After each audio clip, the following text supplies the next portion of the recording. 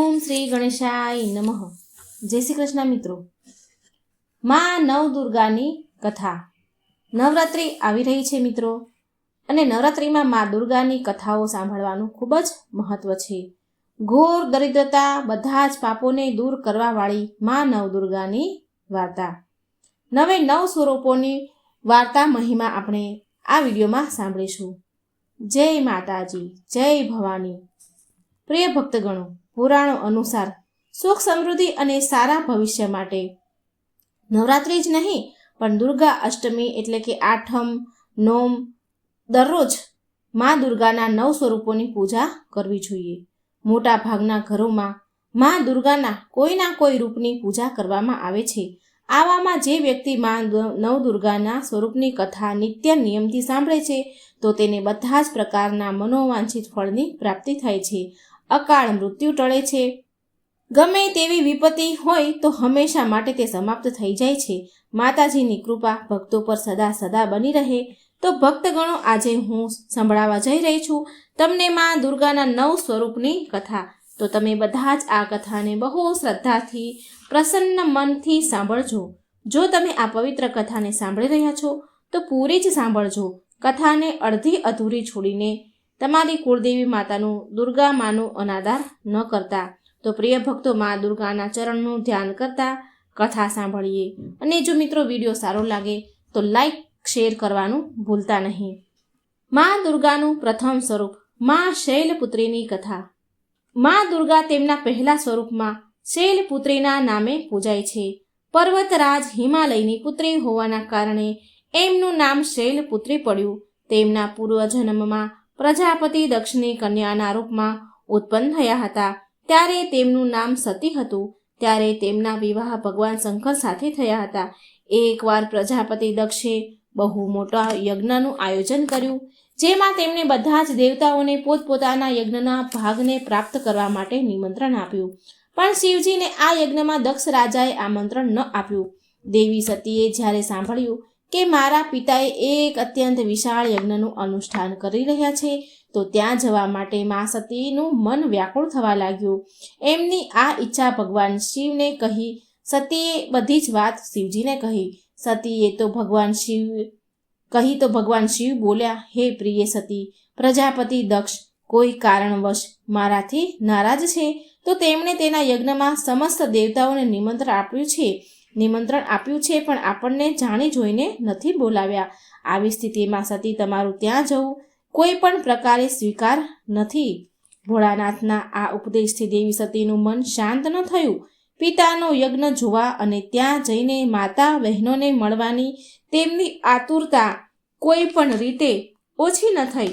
માતા સતીની હઠ આગળ કંઈ કરી ન શક્યા મહાદેવ.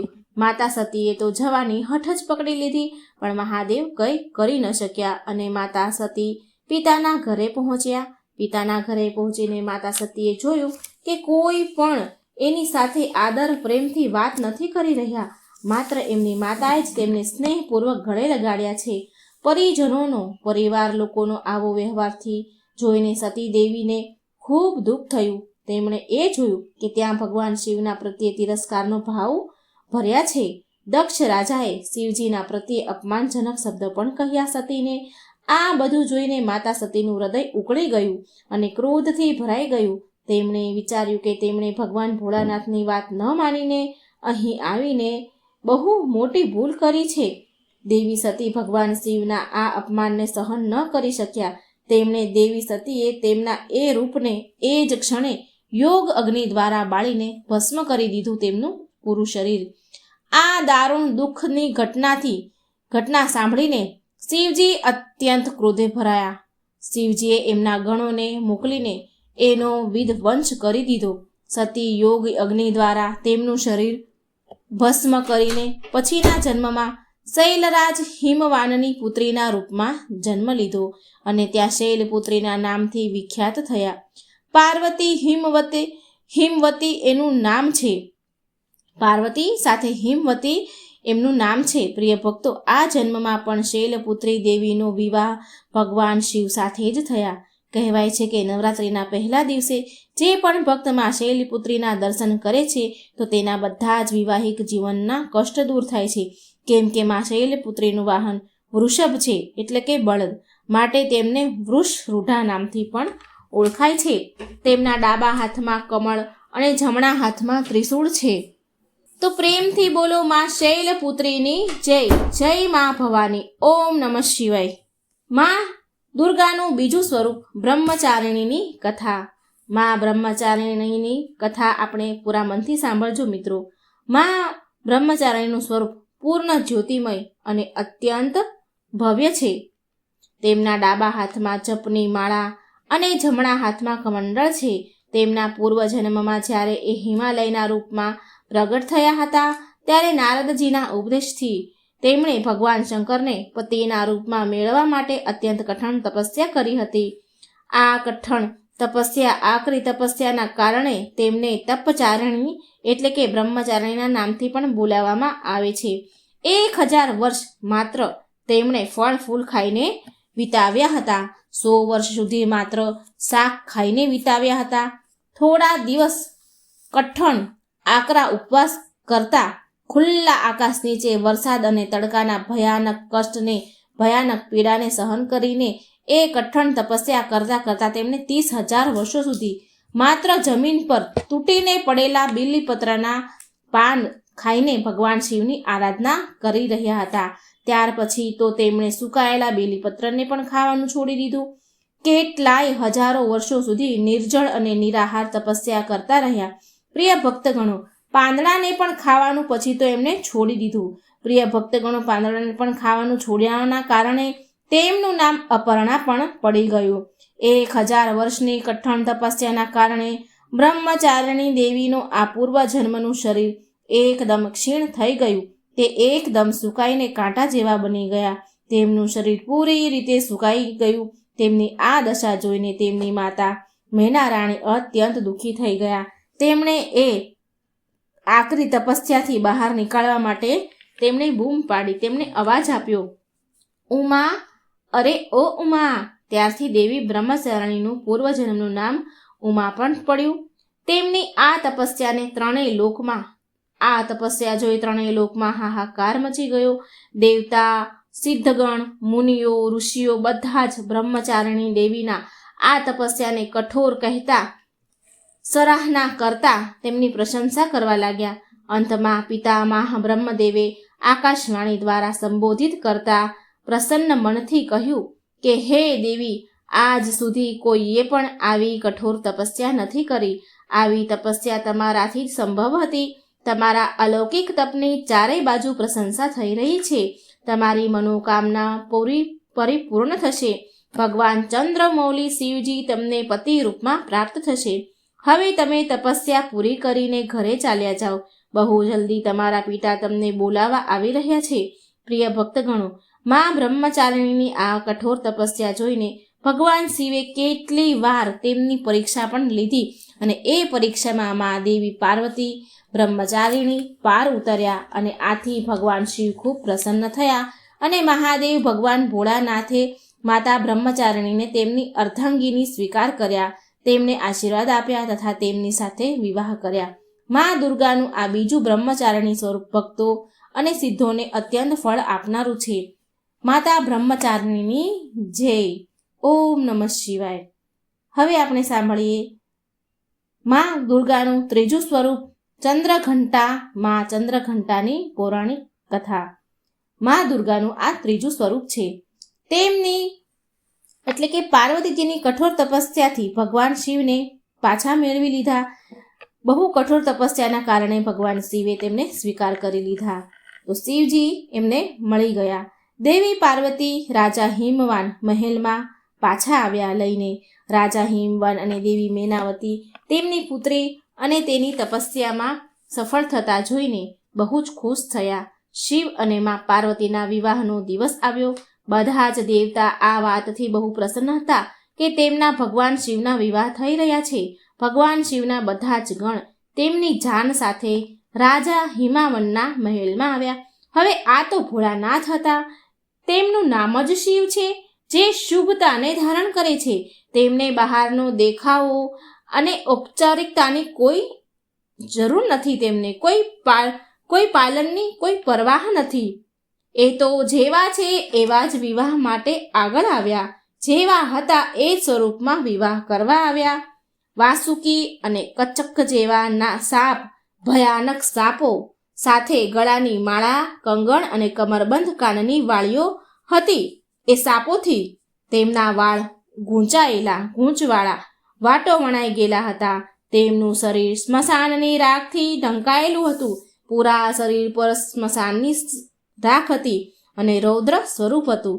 શિવજીએ તેમના 5 મસ્તક પ્રગટ કર્યા. તે પ્રભાવશાળી ઉગ્ર તેજ દેખાઈ રહ્યા હતા. એ જાનમાં તે રાજસી ઘોડા પર સવાર થવાના બદલે એક નંદી બળદ પર સવાર થઈને આવ્યા. મેના દેવી માતા પાર્વતીની માતા, જે તેમના જમાઈને જોવા માટે વાટ જોઈને ઊભા હતા, જેના માટે એમની પુત્રી પાર્વતીએ આટલી આકરી કઠોર તપસ્યા કરી હતી, તો ભગવાન શિવને જોયા તો મેનાવતી તો હેરાન અને નિરાશ થઈ ગયા. તેમનું રૂપ અત્યંત વિચિત્ર હતું. ભૂત, પ્રેત, પિચાસ બમ બમ બોલેના નામથી વાતાવરણને ગુંજવી રહ્યા હતા. ભૂત, પિચાસ, સાધુ, અઘોરી પણ જાનમાં આવ્યા હતા.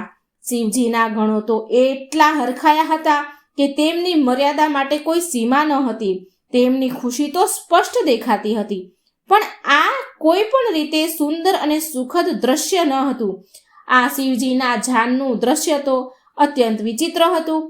આ તથ્યને સમજવા માટે અસમર્થ મેના દેવીએ વિચાર્યું કે તેમની શાહી કોમળ રાજમહેલમાં ઉછરાયેલી દીકરી, જે એના આવા ભયંકર વિચિત્ર રૂપવાળા સાથે શિવજી સાથે કેવી રીતે રહી શકશે? આમ ચિંતા કરવા લાગ્યા અને ચિંતામાં મેનાવતી તો બેભાન થઈ ગયા. દેવી પાર્વતીએ શિવજીના રૂપને, શિવ તત્વોને રૂપને પૂરા મનથી અપનાવી લીધા હતા. શિવજીના તત્વ, શિવજીને એને બધી જ ખબર હતી. એમણે પૂરા મનથી શિવજીને અપનાવ્યા હતા. તેમની સાથે આત્મસાત કરી લીધો હતો. અને જેવું કે આપણે તેમના બ્રહ્મચારિણી રૂપમાં જોયું, એ સપ્ત ઋષિઓ માટે સર્વ સિદ્ધાંતના માં પાર્વતી ગુરુ પણ હતા. છતાં પણ તેમની પૂરી કરુણા સાથે તેમણે એક માં એટલે કે મેનાવતી તરફથી એમણે વિચાર્યું. તેમણે એક માના રૂપમાં દેવી મેનાવતીની આ હાલતને એ સમજી ગયા. ભોળાનાથને શાંત થઈને વિવાહ માટે એક સુખદ સુંદર રૂપ ધારણ કરવા માટે મનાવા ગયા. હવે જુઓ, દેવી પાર્વતીએ સ્વયં શિવજીના આ તીવ્ર રૂપ સાથે મેળ ખાવા માટે ઉગ્ર રૂપ ધારણ કરી લીધું. તેમના 10 હાથોમાં વિભિન્ન શસ્ત્ર હતા અને તેમના મુંગટ પર એક ઘંટના આકારનો ચંદ્રમા હતો. દેવીના આ રૂપને ચંદ્રઘંટા રૂપમાં પૂજવામાં આવે છે. મા પાર્વતીના આ રૂપ શિવજીને રુદ્ર રૂપને શાંત કરવા માટે ધર્યું હતું અને તેમના ગણોને વશ કર્યા. ચંદ્રઘંટાના તેજસ્વી અને ઉગ્ર રૂપને માનતા દેવીએ શિવજીને સૌમ્ય રૂપ, સુંદર રૂપ ધારણ કરવાનો આગ્રહ કર્યો. તો શિવજી મા ચંદ્રઘંટાની વાતથી સહમત થયા. તેમના અનુરોધથી શિવજીએ તેમનું ભયાનક રૂપનો ત્યાગ કર્યો. એનું રુદ્ર રૂપ જે ધર્યું હતું શિવજીએ, એનો ત્યાગ કર્યો અને ભગવાન વિષ્ણુને સૌથી આકર્ષક વરરાજાના રૂપમાં શિંગાર કરવાનું કહ્યું.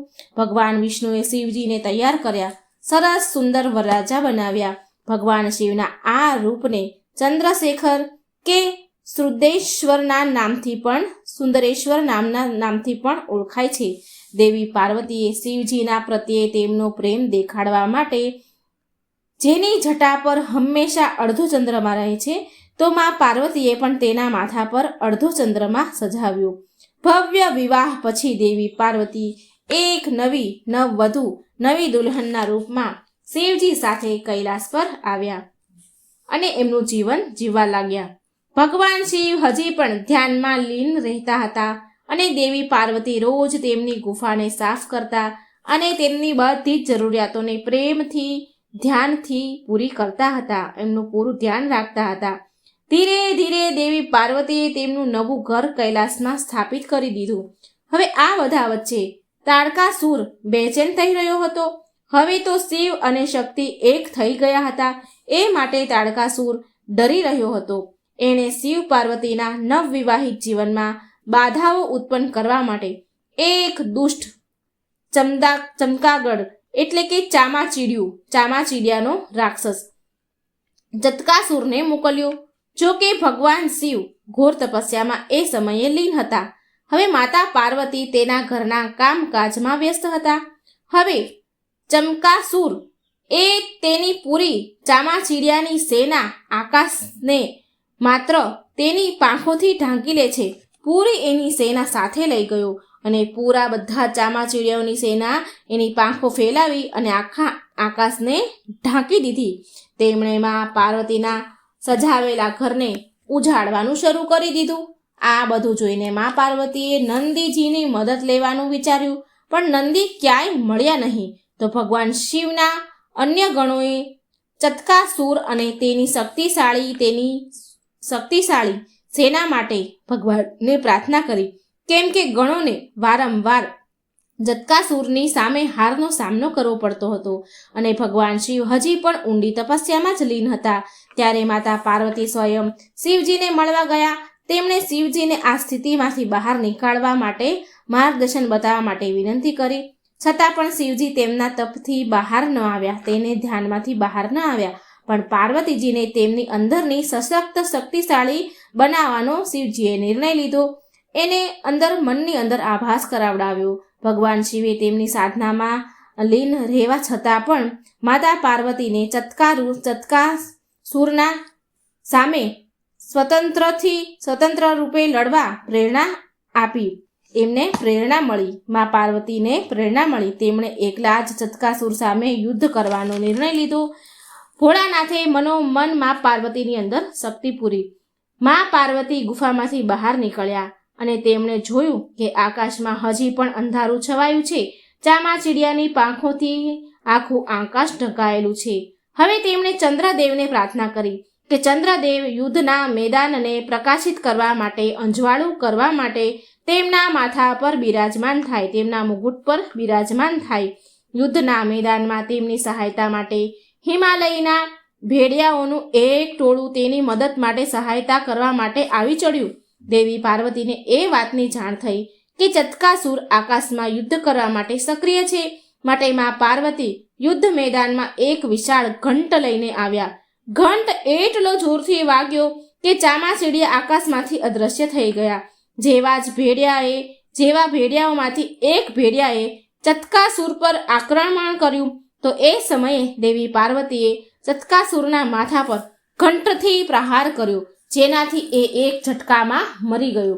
માથા ઉપર ચંદ્ર અને હાથમાં ઘંટવાળા દુર્ગા દેવીના આ રૂપને ચંદ્રઘંટા નામથી ઓળખાય છે. આ રૂપને બ્રહ્માજીએ દેવી ચંદ્રઘંટાના રૂપથી મહામંડિત કર્યું, સંબોધિત કર્યું અને વિશ્વવિખ્યાત કર્યું. દેવી ચંદ્રઘંટાએ વાતનું પ્રતીક છે કે આપણા અંદરની શક્તિને ઓળખવા માટે આપણે દેવી પ્રેરણાની જરૂર છે. જેમ કે ભગવાન શિવે માતા પાર્વતીને તેની શક્તિનો આભાસ કરાવ્યો.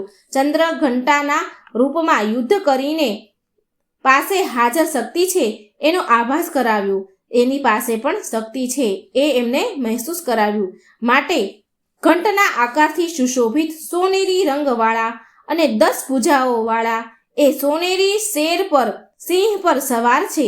8 કોમળ હાથમાં ત્રિશૂલ, ગદા, તીર, ધનુષ, તલવાર, કમળ, ઘંટ, એક રુદ્રાક્ષમાળા અને કમંડળ યુક્ત પાણીનું વાસણ છે. જ્યારે તેમનો એક હાથ અભય મુદ્રા, ભયને દૂર કરનારી મુદ્રામાં છે. તેમણે નારંગી કલરના વસ્ત્ર પહેર્યા છે. એ સિંહ કે વાઘ પર સવાર છે, જે બહાદુરી અને તાકાતનું પ્રતીક છે. જય માતા ચંદ્રઘંટા. હવે આપણે નવદુર્ગા માતાના ચોથા સ્વરૂપની વાર્તા સાંભળીશું. માતા નવદુર્ગાનું ચોથું સ્વરૂપ છે માતા કુષ્માંડાની પૌરાણિક કથા. આ એ સમયની વાત છે જ્યારે બ્રહ્માંડ અંધકારથી ભરેલા એક શૂન્ય સમાન હતું. પણ પછી દિવ્ય પ્રકાશની એક કિરણ ચારે બાજુ ફેલાઈ, અંધારું અજવાળામાં ફેરવાયું. એ પ્રકાશની કોઈ સીમા જ ન હતી. એ પ્રકાશ દિવ્ય દેવીના રૂપમાં બદલાઈ ગયો. તે બીજું કોઈ નહીં પણ દેવી માતા કુષ્માંડા હતા. તેમની મંદ મંદ હળવી હળવી હળવું હળવું હસવાની સાથે બ્રહ્માંડને ઉત્પન્ન કરવાના કારણે એ દેવીને કુષ્માંડા નામથી સંબોધિત કરવામાં આવે છે. માતા કુષ્માંડાની હસીથી બ્રહ્માંડ ઉત્પન્ન થયું, પ્રગટ થયું. દેવી કુષ્માંડાની કોમળ હસવાના કારણે બ્રહ્માંડનો જન્મ થયો. તેમણે પૃથ્વી, બધા જ ગ્રહો, ચંદ્ર, સૂર્ય, ધરતી અને આકાશ, પાતાળ, આકાશગંગાને અસ્તિત્વમાં લાવ્યા. સંસારમાં જીવન બનાવી રાખવા માટે સૂર્યદેવની જરૂર હતી. તો માતા કુષ્માંડાએ તેમને પોતાને સૂર્યમાં સમાવી દીધા. સૂર્ય સંસારમાં જીવનનો પર્યાપ્ત છે અને દેવી એમની શક્તિ છે. માતા કુષ્માંડા સમસ્ત ઉર્જાનો સ્ત્રોત છે. જ્યારે એ સૂર્ય ભગવાનના મૂળમાં રહે છે તો દેવીનું અલૌકિક તેજ દિનકરને જીવન પ્રદાન કરનારું છે, ક્ષમતા આપે છે. કુષ્માંડા દેવી વિના સૂર્ય શક્તિહીન છે. આ કુષ્માંડા દેવીની જ શક્તિ છે. કુષ્માંડા જ શક્તિશાળી છે. એમાંથી જ જગત પ્રકાશિત થયું છે. આ એકમાત્ર એવા દેવી છે જે સૂર્યમંડળના અંદરના લોકમાં નિવાસ કરે છે. તેમની પૂજા કરવાથી વ્યક્તિ અનેક પાપોને, કષ્ટોને દૂર કરે છે. માતા કુષ્માંડાની સ્તુતિ કરવાથી આયુષ્ય, યશ, શક્તિ મળે છે અને સાથે બધા જ રોગોથી મુક્તિ મળે છે. બધા જ પ્રકારની નકારાત્મક શક્તિઓ દૂર થઈ જાય છે અને બધા જ પ્રકારની સમસ્યાનું સમાધાન થાય છે. માં કુષ્માંડાની પૂજા કરવાથી સુખ, સમૃદ્ધિ અને શાંતિ મળે છે. દુઃખ, વિપત્તિ અને કષ્ટથી મુક્તિ મળે છે. તેમનું રૂપ અલૌકિક છે. એમનું રૂપનું વર્ણન આ પ્રમાણે છે. માતા કુષ્માંડાની 8 ભુજાઓ છે, માટે એ અષ્ટભુજાના નામેથી પણ ઓળખાય છે. આની સાથે હાથોમાં કમંડળ, ધનુષ બાણ, કમળ પુષ્પ, અમૃતથી ભરેલો કળશ, ચક્ર તથા ગદા છે. 8મા હાથમાં બધી જ સિદ્ધિઓ તથા નિધિઓને દેનારી જપમાળા છે. આ દેવીનું વાહન સિંહ છે. આ દેવીનો વાસ સૂર્યમંડળની અંદરના લોકમાં છે, ભીતર લોકમાં છે. સૂર્યલોકમાં રહેવાની શક્તિ, ક્ષમતા માત્ર ને માત્ર આ કુષ્માંડા દેવીમાં જ છે. માટે કુષ્માંડા દેવીની ક્રાંતિ અને પ્રભાવ સૂર્યની જેમ ચમક આપે છે. માં કુષ્માંડાના તેજથી 10 દિશાઓ અલૌકિક છે. બ્રહ્માંડની બધી જ વસ્તુ અને પ્રાણીઓમાં માં કુષ્માંડા દેવીનું તેજ વ્યાપેલું છે. પ્રેમથી બોલો જય હો માતા કુષ્માંડાની, જય માતા દુર્ગા. હવે આપણે સાંભળીશું માં દુર્ગાના 5મા સ્વરૂપ સ્કંદ માતાની કથા. દુર્લભ, અતિ દુર્લભ અને પૌરાણિક કથા. જ્યારે રાજા દક્ષના સમયમાં માં સતી અગ્નિકુંડમાં બળીને ભસ્મ થઈ ગયા તો શિવજી વિલાપ કરતા કરતા ઊંડી ઘોર તપસ્યામાં લીન થઈ ગયા અને સૃષ્ટિ શક્તિહીન થઈ ગઈ. અસુરોએ આ મોકાનો ફાયદો ઉઠાવ્યો અને પૌરાણિક કથામાં વર્ણન છે કે એક અસુર જેનું નામ તાડકાસુર હતું, તેણે તેની કઠોર તપસ્યાથી બ્રહ્માજીને પ્રસન્ન કરીને અમર થવાનું વરદાન માંગ્યું. તો બ્રહ્માજીએ કહ્યું કે હે તાડકાસુર, આ ધરતી પર જેનો પણ જન્મ છે તો એનું મૃત્યુ પણ નિશ્ચિત છે. તું કોઈ બીજું વરદાન માંગ, આવું ન થઈ શકે. તું બીજું કોઈ વરદાન માંગી લે. આ સાંભળી તાડકાસુર બહુ દુઃખી થયો. થોડી વાર વિચાર કર્યા પછી તાડકાસુર કુટિલ હસી સાથે બોલ્યો, હે ભગવાન, મને એ વરદાન આપો કે મારું મૃત્યુ ભગવાન શિવના પુત્રના હાથે જ થાય. બ્રહ્માજી બોલ્યા તથાસ્તુ અને અંતર્ધ્યાન થઈ ગયા. હવે તાડકાસુરે એમ વિચાર્યું કે ભગવાન શિવ તો માતા સતીના વિયોગમાં અનાદિકાળ સુધી તપસ્યામાં લીન રહેશે અને માતા સતીનું સ્થાન શંકર ભગવાન બીજા કોઈને આપશે નહીં, એટલે તે વિવાહ કરશે જ નહીં. અને તેનું તાડકાસુરનું પોતાનું વિચારે છે કે મારું મૃત્યુ થશે જ નહીં. શિવજીના વિવાહ નહીં થાય તો પુત્ર ક્યાંથી આવે? જે શંકર ભગવાનના પુત્રના હાથે મૃત્યુ થવાનું વરદાન છે એ તો થશે જ નહીં. તો શિવજીના વિવાહ વગર તેના પુત્રનો જન્મ લેવો અસંભવ છે. હવે જુઓ, એક તરફથી તાડકાસુર પોતાને અમર સમજી બેઠો, તે બહુ શક્તિશાળી અને ક્રૂર થઈ ગયો. આ વરદાન મળ્યા પછી એ દેવીઓ પર, દેવતાઓ પર, સમસ્ત પૃથ્વી પર, ત્રણેય લોક પર અત્યાચાર કરવાનું શરૂ કરી દીધું. દેવતાઓ બહુ હેરાન, પરેશાન, દુઃખી થયા અને તે બધા બ્રહ્માજી પાસે મદદ માંગવા ગયા. તો બ્રહ્માજી બોલ્યા, તાડકાસુરનો અંત શિવ પુત્ર જ કરી શકે. વરદાન પ્રમાણે આ સાંભળીને ઇન્દ્ર અને સમસ્ત દેવતાઓ ભગવાન શિવ પાસે આવ્યા. આ દ્રષ્ટિને તાડકાસુરથી મુક્તિ અપાવવાનું નિવેદન કર્યું બધા દેવતાઓએ. તો શિવજીએ બધા જ દેવતાઓને આ સમસ્યાથી મુક્તિ અપાવવાનું વચન આપ્યું. ત્યારે ભગવાન શિવજી પાર્વતીજીના પોતાના પ્રત્યે અનુરાગથી પરીક્ષા લે છે અને માતા પાર્વતી કઠોર તપસ્યામાં પાર ઉતરે છે અને મા પાર્વતીની કઠોર તપસ્યાથી પ્રસન્ન થઈ ભગવાન શિવ પાર્વતીજી સાથે વિવાહ કરે છે. વિવાહ પછી શિવ પાર્વતીના પુત્ર સ્કંદ, જેને આપણે કાર્તિકેય કહીએ છીએ. કાર્તિકેય બાળ અવસ્થાથી જ બહુ જ શક્તિશાળી હતા, પરંતુ માતા પાર્વતીએ સ્કંદ માતાનું રૂપ ધારણ કર્યું અને કાર્તિકેયને તેમનો પુત્ર બનાવ્યો અને તેની અસ્ત્ર શસ્ત્રની શિક્ષા આપી અને કાર્તિકેયને સમસ્ત શક્તિ પ્રદાન કરી. હવે જુઓ, કાર્તિકેયે દુષ્ટ અસુરોનો સંહાર કરવાનું શરૂ કરી દીધું. કાર્તિકેય બાળ અવસ્થાથી જ બહુ વીર અને શક્તિશાળી હતા. તેમણે દુષ્ટ અસુરોને મારવાનું શરૂ કરી દીધું અને એ સમય પણ આવી ગયો જેની દેવતાઓને યુગો યુગોથી પ્રતીક્ષા હતી. કાર્તિકેય તાડકાસુર સાથે યુદ્ધ કરે છે અને એક ભયંકર યુદ્ધ થયું. એમાં કાર્તિકેયે તાડકાસુરનો વધ કરી દીધો. દેવતાઓએ ભગવાન કાર્તિકેયની વીરતાની પ્રશંસા કરી અને એને દેવતાઓના સેનાપતિ બનાવ્યા. સ્કંદ માતાની 4 ભુજાઓ છે, જેમાં ડાબી બાજુની ઉપરની ભુજાથી 6 માથાવાળા ભગવાન સ્કંદને પકડેલા છે અને ડાબી બાજુવાળી ભુજા જે ઉપર તરફ ઉઠેલી છે તેમાં કમળનું ફૂલ છે. જમણી બાજુની ઉપરની ભુજા આશીર્વાદ મુદ્રામાં છે અને નીચેવાળી ભુજામાં કમળનું ફૂલ છે. આ ભગવાન સ્કંદ કાર્તિકેયની માતા છે. એમનું વર્ણન સંપૂર્ણ શુભ છે. સ્કંદ માતા કમળના આસન પર બિરાજમાન છે. એમનું વાહન સિંહ છે. આ કારણથી તેમને પદ્માસના દેવી પણ કહેવાય છે. સ્કંદ માતા સૂર્યમંડળની અધિષ્ઠતા દેવી છે. આમની ઉપાસના અલૌકિક તેજ અને કાંતિ યુક્ત છે. આના ઉપાસક અલૌકિક તેજ અને કાંતિ યુક્ત હોય છે. આ સ્કંદ માતાની ઉપાસનાથી ભક્તના બધા જ મનોકામના, બધી જ ઈચ્છાઓ પૂરી થાય છે અને મોક્ષનો માર્ગ સુલભ બને છે. સ્કંદ માતાનો મુખ્ય મંત્ર આ પ્રકારે છે: ચંડવીરા ચંડમાયા ચંડમુંડ પ્રહજને તાન મામી ચ દેવસી ચંડિકા ચ વિક્રામમો. અને એકવાર પ્રેમથી બોલો, સ્કંદ માતાની જય. જય મા ભવાની. ઓમ નમઃ શિવાય. હવે મા દુર્ગાના આપણે 6થા સ્વરૂપની વાર્તા સાંભળીશું. મા દુર્ગાનું 6થું સ્વરૂપ છે કાત્યાયની મા. અતિ દુર્લભ અને પૌરાણિક કથા.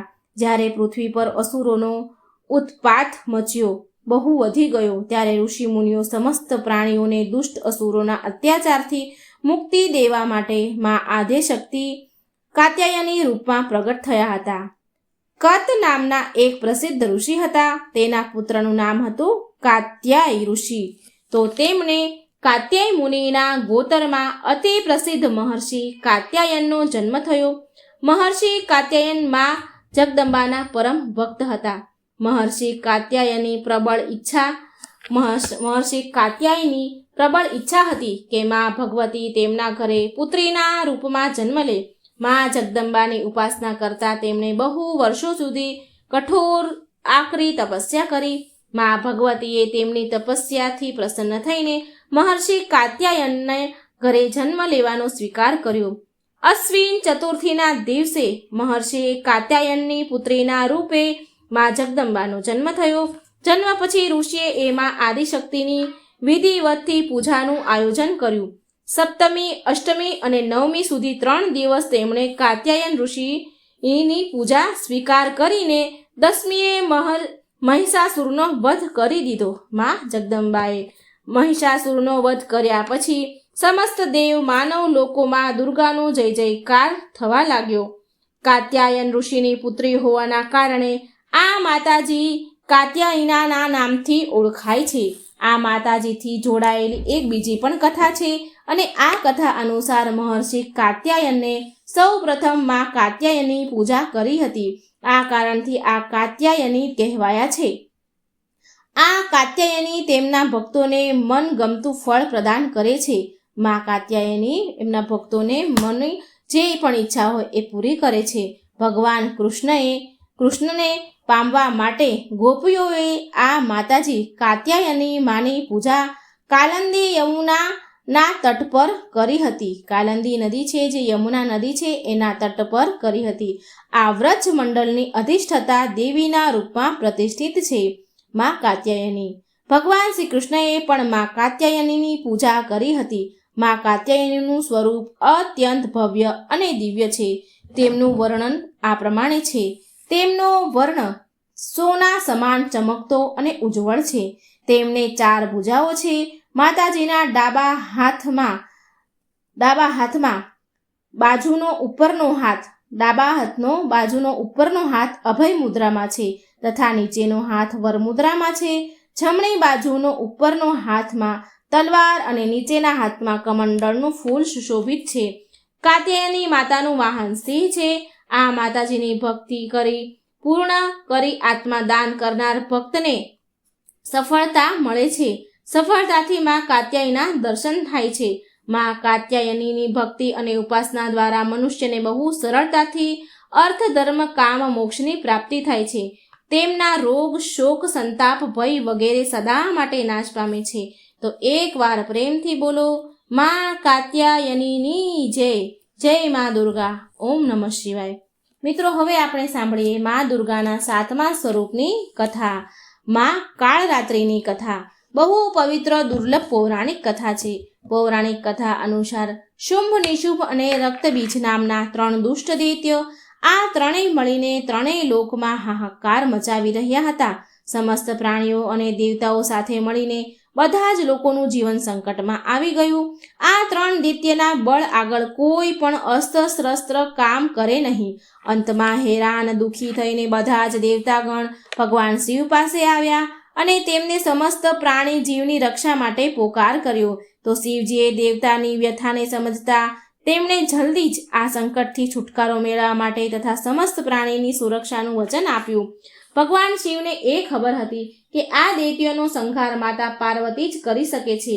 ત્યાર પછી ભગવાન શિવે માતા પાર્વતીને કહ્યું કે હે દેવી, તમે આદિશક્તિ જગત જનની છો. તમારા તેજનો સામનો ત્રણેય લોકમાંથી કોઈ પણ ન કરી શકે. તમે આ દુષ્ટ રાક્ષસોનો વધ કરીને આ સૃષ્ટિને રક્ષા કરો. શિવજીની આજ્ઞા મેળવીને માતા પાર્વતીએ દુર્ગા દેવીનું રૂપ ધારણ કર્યું અને શુંભ, નિશુંભ તથા રક્તબીજનો વધ કરવા માટે નીકળ્યા.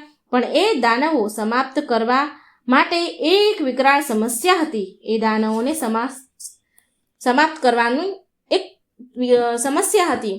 રક્તબીજને એ વરદાન મળ્યું હતું કે જ્યાં પણ તેનું લોહીનું એક પણ ટીપું નીચે પડશે તો ત્યાં રક્તબીજ જેવા બીજા દાનવો ઉત્પન્ન થશે, અનેક દાનવો ઉત્પન્ન થશે, જેના કારણે તેનો વધ કરવો અત્યંત કઠણ થઈ ગયો.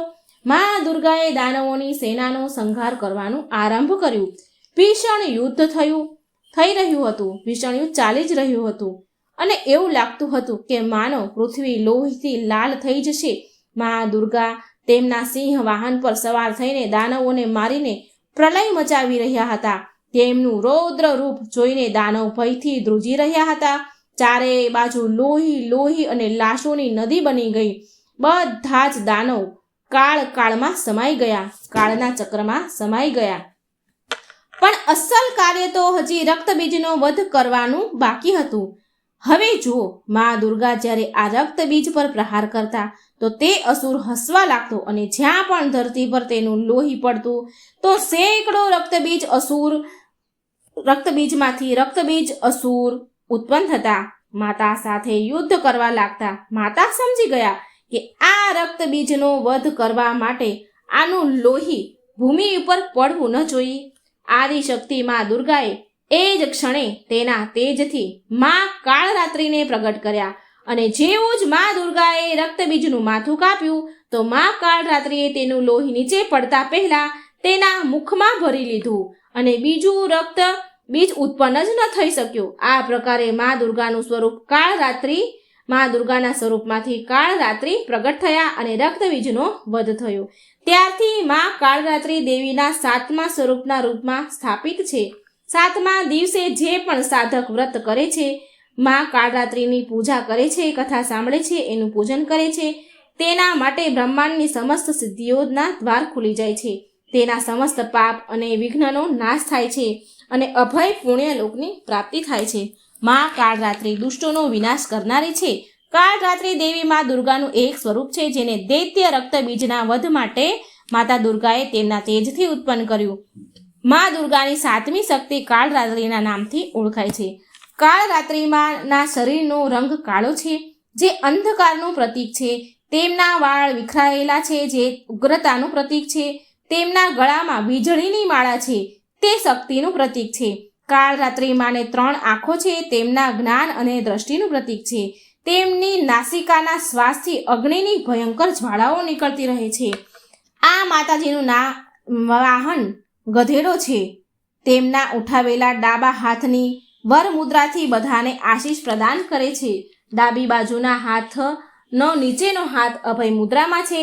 જમણી બાજુનો ઉપરનો હાથ લોખંડનું તીક્ષ્ણ અસ્ત્ર ધારણ કરેલ છે અને નીચેના હાથમાં ખડગ કટાર છે. માં કાળરાત્રિનું સ્વરૂપ જોવામાં તો અત્યંત ભયાનક છે, પણ આ સદાય શુભ ફળ આપનાર છે. માટે આ માતાજીનું નામ શુભંકરી પણ છે. માટે એમના ભક્તોને કોઈ પણ પ્રકારે ભયભીત તથા વ્યાકુળ થવાની કોઈ જરૂરત નથી. આ માં કાળરાત્રિમાં પૂરી રીતે મમતા સ્વરૂપી છે. તો પ્રેમથી બોલો જય માં કાળરાત્રિ. ઓમ નમઃ શિવાય. હવે આપણે સાંભળીએ માં ગૌરીની કથા. માં દુર્ગાનું 8મું સ્વરૂપ છે માં ગૌરી. અત્યંત દુર્લભ અને પૌરાણિક કથા. પૌરાણિક કથા અનુસાર માં ગૌરીનો જન્મ હિમાલય રાજના ઘરે થયો હતો. કહેવાય છે કે ભગવાન શિવે તેમની પહેલી પત્ની દેવી સતીના મૃત્યુના કારણે ઊંડી તપસ્યામાં ધ્યાનમાં લીન થઈ ગયા. ભગવાન શિવે ધ્યાનમાંથી બહાર આવવા માટે ના કહી દીધી હતી. કેટલા ભગવાને મનાવ્યા પણ એ બહાર આવ્યા નહીં. કેટલાય વર્ષો સુધી સંસારિક જીવન, સંસારિક ઘટનાઓથી દૂર રહ્યા ભગવાન શિવ. આ બધા વચ્ચે તાડકાસુર નામનું રાક્ષસ દેવતાઓને બહુ હેરાન પરેશાન કરવા લાગ્યો. દેવતાઓના અનુરોધ પર દેવી સતી એ હિમાલય પુત્રીમાં શૈલપુત્રીના રૂપમાં જન્મ લીધો. તેમણે માં પાર્વતીએ ભગવાન શિવને પામવા માટે ઘોર તપસ્યા કરી. માં પાર્વતીએ બધા જ સંસારિક સુખોનો પણ ત્યાગ કરી દીધો હતો. જો કે તે રાજકુમારી હતા, રાજમહેલમાં ઉછર્યા હતા, પણ તેણે રાજકુમારીની જેમ રહેવાનું સ્વીકાર ન કર્યું અને અન્ન જળ વગેરે ગ્રહણ કર્યા વિના જ તેમણે શિવજીની ઘોર તપસ્યા કરી. કહેવાય છે કે મા પાર્વતીની ઘોર તપસ્યાના કારણે એને માતા બ્રહ્મચારિણીના નામથી ઓળખાવા લાગ્યા. હજારો વર્ષો વીતી ગયા, પણ મા પાર્વતીએ હાર ન માની. મા પાર્વતીએ ઠંડી વરસાદનો સામનો કરતા કરતા તેમણે કંઈ પણ ખાધા પીધા વિના તપસ્યા કરી. કંઈ પણ ખાવા પીવાનું એણે ના કહી દીધું. આનાથી તેમની ચામડી કાળી પડી ગઈ અને તેનું શરીર પણ ધૂળ, માટી, પાંદડાથી ઢંકાઈ ગયું. આ ગંભીર તપસ્યાના કારણે મા પાર્વતીએ એની બધી જ ચમક, શરીરની ચામડીની ચમક ખોઈ દીધી અને બેહદ નબળા પડી ગયા. અંતમાં લાંબા સમય સુધી તપસ્યા કરી અને પછી લાંબા સમયે ભગવાન શિવે તેમની તપસ્યા પર ધ્યાન આપ્યું.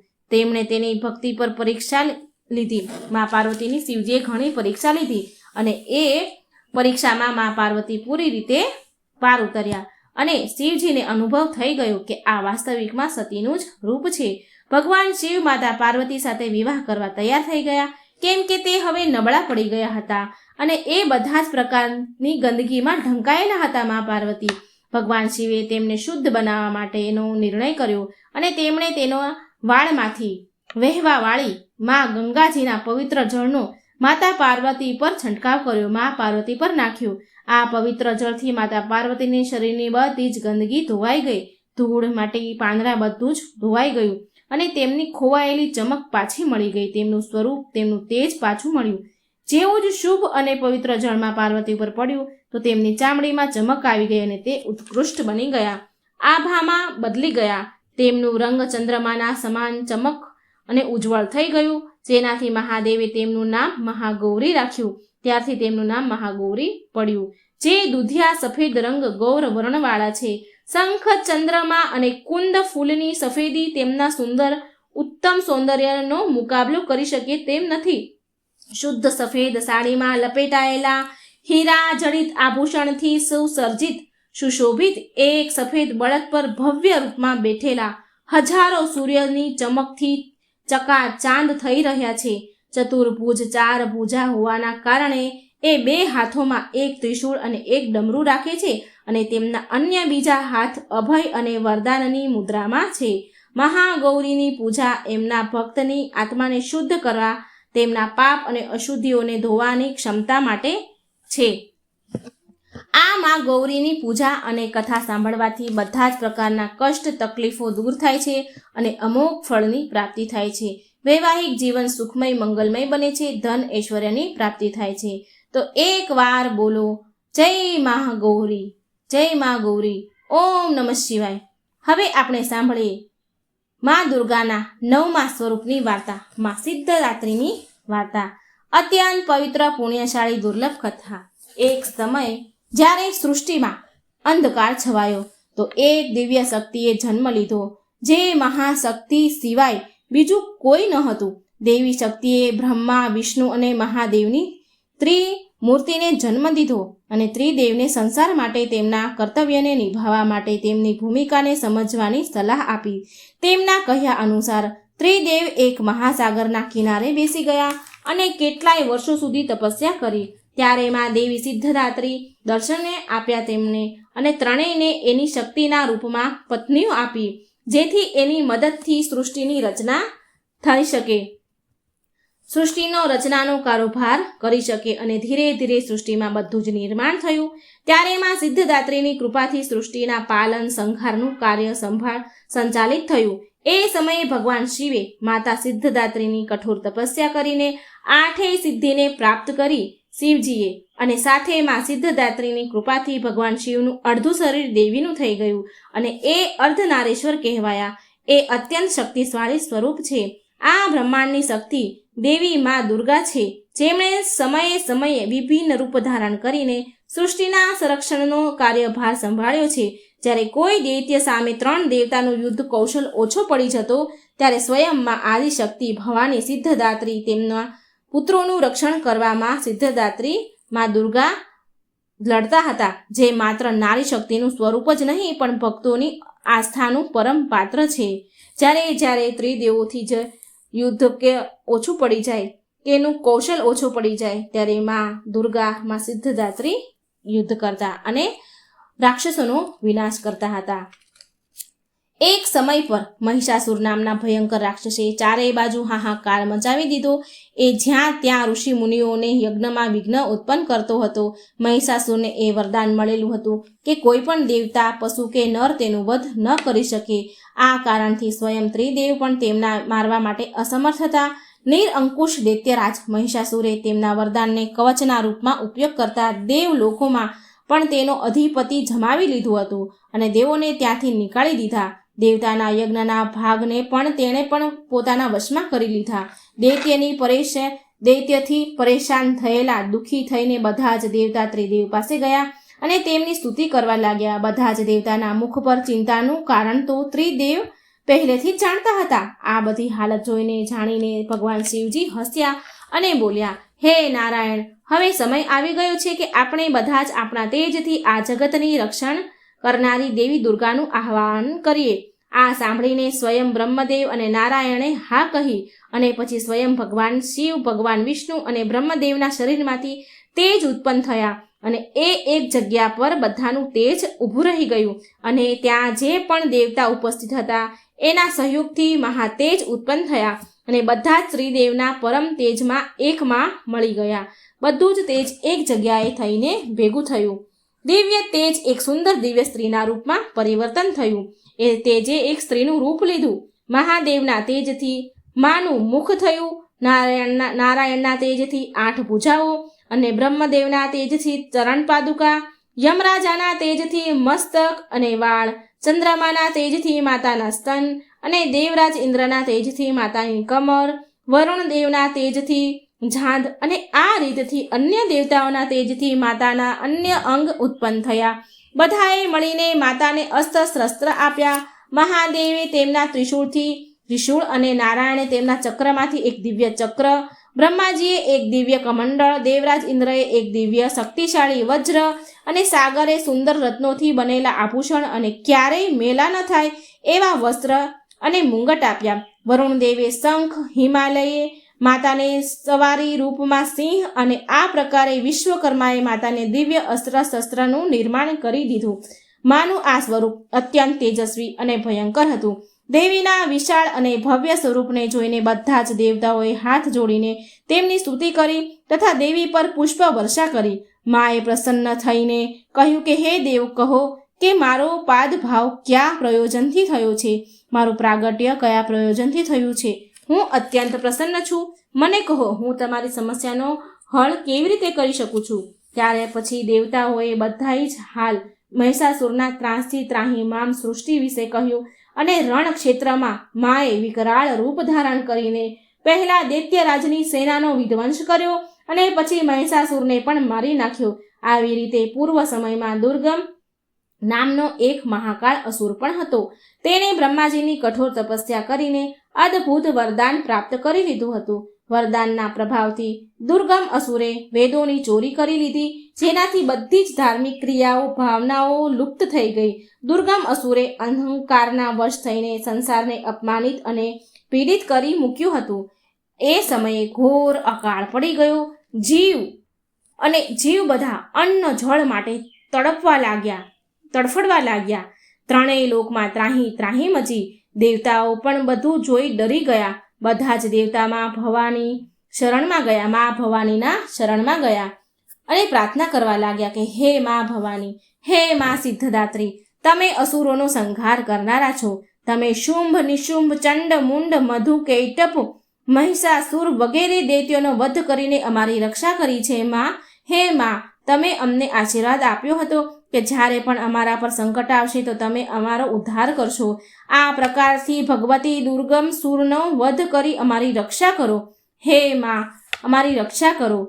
દુર્ગમ સુર દૈત્યનો વિનાશ કરો. દેવતાઓની વિનંતીથી પ્રસન્ન થઈને મા ભવાનીએ જળની અનન્ય ધારાઓ વહેતી મૂકી. ચારેય બાજુ પાણી વહેતું કર્યું. ગાયો માટે ઘાસ અને અન્ન જીવો માટે અન્ન જળથી ઉત્પન્ન કર્યા અને તૃપ્ત કર્યા જીવોને. સમસ્ત સંસારની રક્ષા કરી સુરક્ષા ચક્રનો ઘેરો બનાવીને સ્વયં બહાર બેસી ગયા મા ભવાની. દુર્ગમ સુરે આ બધું જોઈને ચિંતામાં પડીને દેવી મા પર અસુરોની સેનાએ આક્રમણ કર્યું. ત્યારે સુંદર મા ભગવતીએ અસ્ત્ર શસ્ત્રથી સુશોભિત થઈને વિરાટ સ્વરૂપ ધારણ કરીને સમસ્ત અસુરોનો વધ કરીને ત્રિશૂલથી દુર્ગમ સુરનો વધ કરીને સંસારમાં ધર્મની સ્થાપના કરી. દુર્ગમ સુરનો વધ કરવાના કારણે મા ભગવતી આ સંસારમાં દુર્ગાના નામથી વિખ્યાત થયા. નવ દુર્ગામાં મા સિદ્ધદાત્રી અંતિમ સ્વરૂપ છે. અન્ય 8 દુર્ગાની પૂજા ઉપાસના શાસ્ત્રીય વિધિ વિધાન અનુસાર કરતા ભક્ત દુર્ગા પૂજા નવમીના દિવસે તેમની ઉપાસનામાં પ્રવિષ્ટ થાય છે. આ સિદ્ધદાત્રી માની ઉપાસના પૂરી કર્યા પછી ભક્તો અને સાધુઓની અલૌકિક પરલૌકિક બધા જ પ્રકારની કામનાની પૂર્તિ થાય છે. તો એકવાર પ્રેમથી બોલો, જય મા સિદ્ધદાત્રી, જય મા દુર્ગા, ઓમ નમઃ શિવાય, જય મા નવદુર્ગા, જય હો મા નવ દેવીઓની. હે મા નવદુર્ગા, તમારા બધા જ ભક્તો પર આ કથા નવદુર્ગાની 9 સ્વરૂપની કથા વાંચનાર, સાંભળનાર, લખનાર પર તમારી કૃપા વરસાવજો. મિત્રો, જો તમને આ વાર્તા સારી લાગે તો વિડીયોને લાઇક કરજો, શેર કરજો અને કમેન્ટ બોક્સમાં ભગવાનનું નામ જરૂર લખજો. જય મા નવદુર્ગા. જય શ્રી કૃષ્ણ. રાધે રાધે. Thank you.